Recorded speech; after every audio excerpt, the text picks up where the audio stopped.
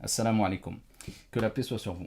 Avant de traiter de l'exhortation spirituelle, du côté du volet spirituel, permettez-moi en guise d'introduction de rappeler une évidence que j'ai déjà rappelée lors de ma dernière intervention sur l'importance de l'invocation contre les malheurs, les maladies, entre autres le coronavirus, et j'avais bien rappelé qu'il était essentiel et important d'utiliser les recommandations données par les experts sanitaires, les différents gouvernements dans le monde qui sont accompagnés d'experts afin de se prémunir, se préserver, préserver les autres. Placer sa confiance en Dieu, c'est une chose, mais placer sa confiance en Dieu en tant que croyant sans écouter ses recommandations, sans mettre en exécution les recommandations d'experts sanitaires, c'est simplement de la folie.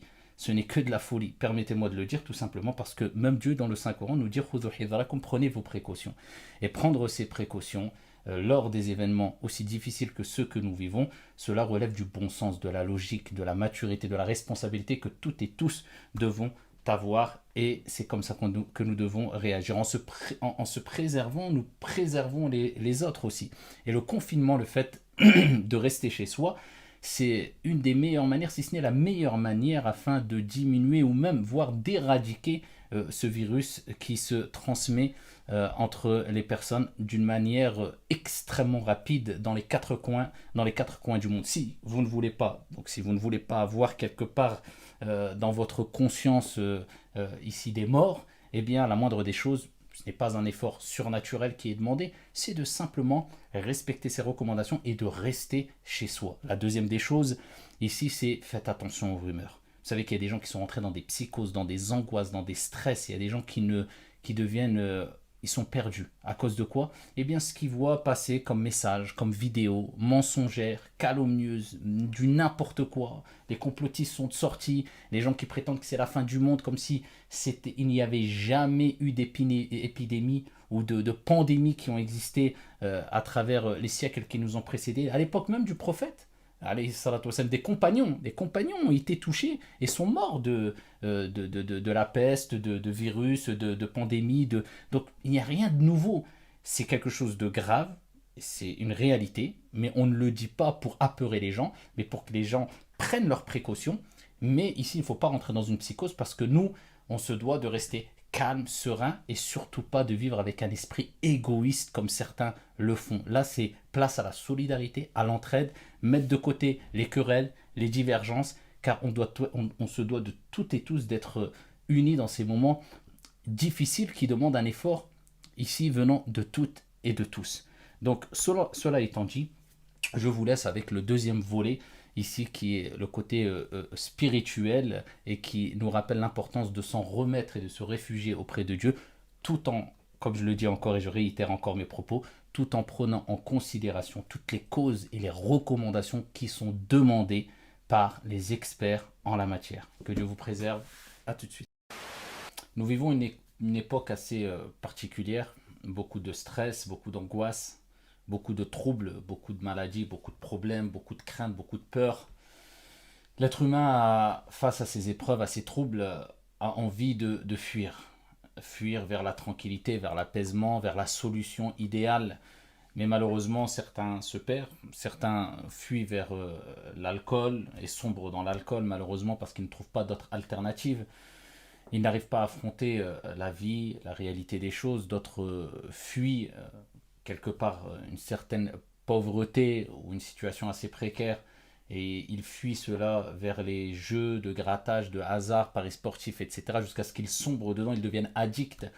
D'autres personnes fuient vers le mal. Hein. Ils essayent de fuir ces problèmes-là en faisant du mal aux autres, avec un certain égoïsme et en pensant qu'à soi-même, et ainsi de suite. C'est la nature de l'homme quelque part. Il a tendance à vouloir fuir et surtout dans les mouvements ou dans les moments plutôt de panique. Et on le voit aujourd'hui avec ce qui se passe. Hein. Certains vont jusqu'à fuir vers certains produits alimentaires en ne pensant qu'à eux-mêmes, d'autres pensent qu'à leur petite personne et leur famille sans se préoccuper des autres. Pourquoi? Parce qu'ils fuient la peur, ils fuient la crainte qui les envahit. Eh bien, ça nous rappelle un peu cette situation que Dieu décrit dans le Saint-Coran, une situation qui se passera au jour de la résurrection. Certains exégètes disent que ça sera au moment de la mort, mais la majorité disent que ça sera au jour de la résurrection.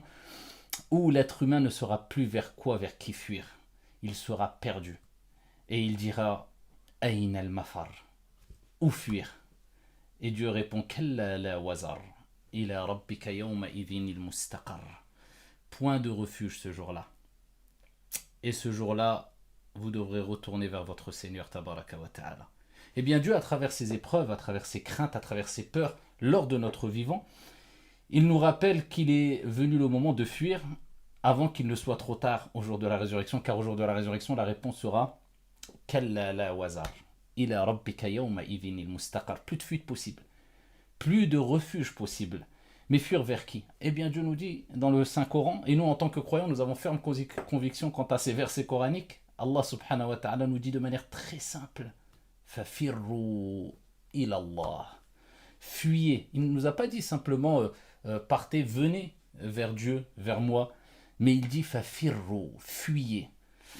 Il nous rappelle que quand vous êtes dans ces instants de panique, de crainte qui vous envahit, vous vous sentez tellement faible que vous vous sentez perdu, démuni. Eh bien, à ce moment-là, fuyez. Mais vers quoi? Vers qui? Fafirru ilallah. Fuyez vers votre Seigneur. Ça veut dire quoi, fafirru ilallah? Ça veut dire fuir vers ce que Dieu nous a demandé. Fuir vers les recommandations divines. Fuir vers la citadelle protectrice de notre Seigneur, notre Dieu. Eh bien, c'est fuir vers les versets de Dieu, où Dieu nous rappelle c'est ça, fuir vers Allah. C'est fuir vers ce que Dieu nous a demandé. Qu'est-ce que Dieu nous a demandé? Eh bien, Dieu, dans le Saint-Coran, nous dit Fafirru ilallah. Et fuir vers Allah, c'est fuir vers ce que Dieu t'a demandé de faire, particulièrement dans ces moments de panique. Et qu'est-ce qu'il nous dit, Dieu? Et entraidez-vous aux œuvres de bien et de piété. Ce n'est pas d'agir avec égoïsme. C'est fuir vers ce que le prophète nous a recommandé. Aucun d'entre vous ne sera un véritable croyant tant qu'il n'aime pas pour son frère ce qu'il aime pour lui-même. Fuir vers Dieu, c'est fuir vers ce que le prophète sallallahu alayhi wa sallam nous a dit aussi.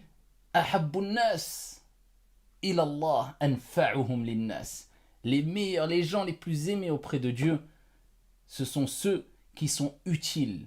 Pas pour les croyants simplement, les musulmans, pour les gens. Ceux qui sont les plus utiles pour les autres personnes, pour les gens.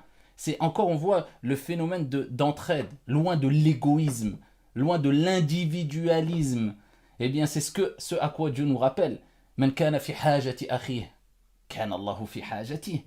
Tu veux le secours, eh bien le prophète te dit, celui qui vient en aide à son frère, eh bien Dieu viendra en son aide. Comme tu feras, on te fera, tu fais le bien, eh bien on te rendra ce bien par le bien, incha'Allah ta'ala, un moment ou un autre. Dieu ne fait pas perdre la récompense des bienfaisants. Fafirru ilallah. De manière très apaisée, sereine. Fuyez vers Dieu. Fuir vers Dieu, c'est quoi? C'est fuir vers les recommandations divines. Et parmi elles, parmi ces recommandations, notre Seigneur nous dit celui qui place sa confiance en Dieu, Allah lui suffit amplement. La taqnatu min rahmatillah, c'est fuir vers ce verset coranique. Ne désespérez jamais. Ne désespérez jamais de la miséricorde divine. Allah subhanahu wa ta'ala nous appelle et nous invite à rejoindre sa citadelle protectrice, cette sécurité, sa miséricorde, et avoir la bonne opinion de lui, comme le prophète nous l'a recommandé. C'est ça, fuir vers Dieu. C'est fuir vers le fait que je suis convaincu que Dieu est miséricordieux et que Dieu nous veut le bien et que sa miséricorde dépasse sa colère. Certes, il y a des messages que Dieu envoie à travers des épreuves, etc. C'est pour nous rappeler à l'ordre. C'est une invitation au repentir. C'est une invitation à revenir vers l'essentiel aussi. Mais ça ne veut pas dire que automatiquement Dieu va nous châtier jusqu'à nous détruire, jusqu'à nous faire périr et avoir ça dans l'idée et dans l'esprit. Sa miséricorde dépasse sa colère. La yukallifullahu nafsan illa wus'aha. Allah ne donne pas à une âme une charge au-dessus de sa capacité. Ce que tu vis comme épreuve, tu pourras le supporter. Et maintenant, vouloir fuir le destin, c'est une erreur. Car ce qui fait partie de la croyance, des piliers de la foi pour le croyant, c'est de croire au destin, qu'il soit bon ou mauvais.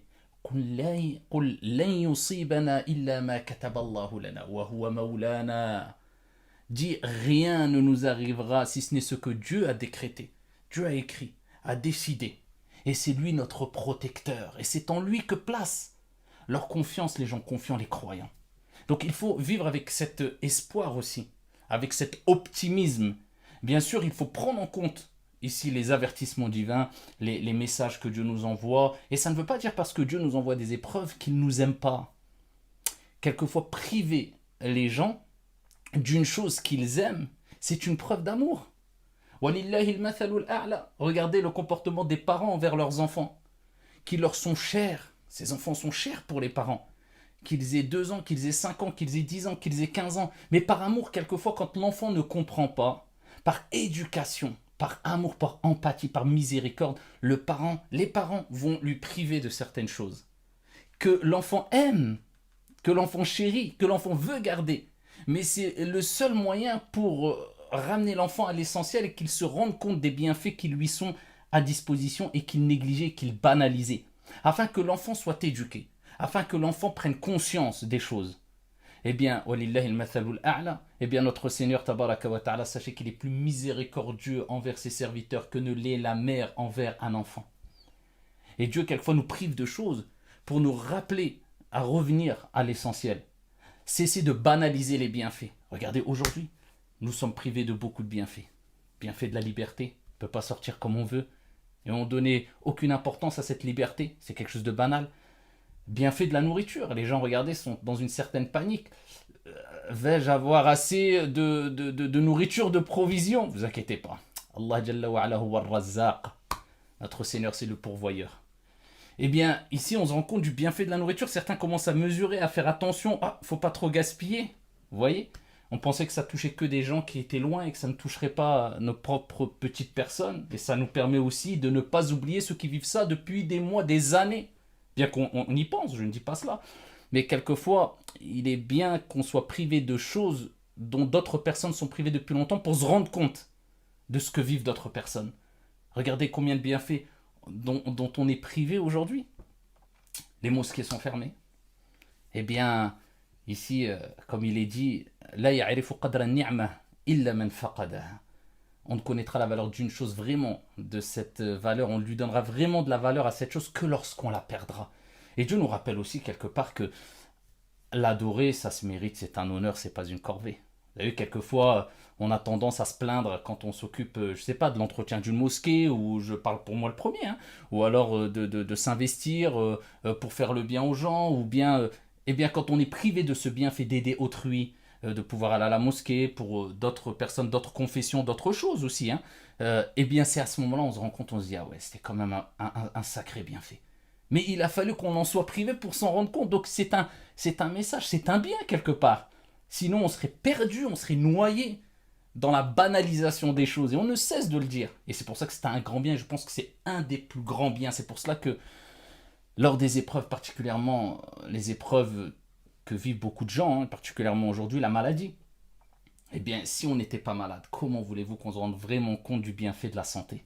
Et Dieu nous dit, le prophète sallallahu alayhi wa sallam nous dit, Ni'matan, 2 grands bienfaits dont beaucoup de gens sont ignorants, insouciants, se font avoir, sont négligents. As-sihhat wal faragh, la bonne santé, et ici, le temps libre.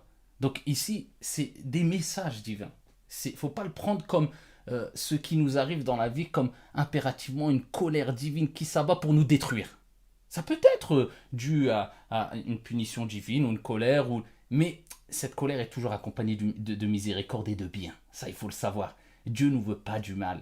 Dieu nous veut du bien. Ça, il faut le comprendre. Et c'est pour cela que Dieu, je terminerai avec ça, quand il parle des épreuves dans le Saint-Coran, et tout le monde vit des épreuves, musulmans, non-musulmans, agnostiques, athées, chrétiens, juifs, peu importe. C'est ça, c'est comme ça. La vie, elle est comme ça. Et c'est ce qui nous renforce, c'est ce qui nous permet d'aller plus loin, c'est ce qui nous permet d'avoir plus d'expérience, etc.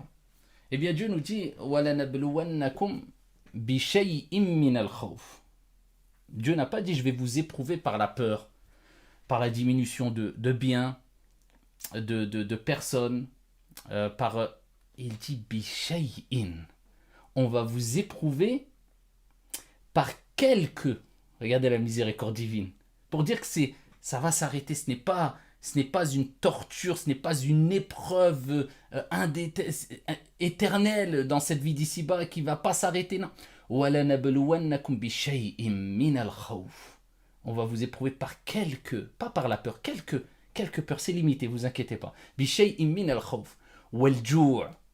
Par un peu, pas complètement, vous inquiétez pas.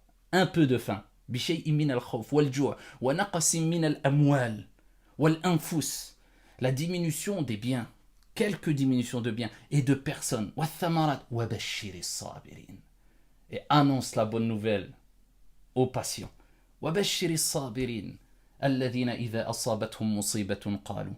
Ceux, quand il leur arrive une épreuve, ils disent Inna lillah wa inna ilayhi raji'un. Nous appartenons à Dieu et nous retournerons vers lui. C'est une épreuve qui vient de Dieu, nous patientons avec sérénité, avec calme. Ulaika alayhim salawatum min rabbihim wa rahma. Ceux-là recevront des prières venant de Dieu et sa miséricorde.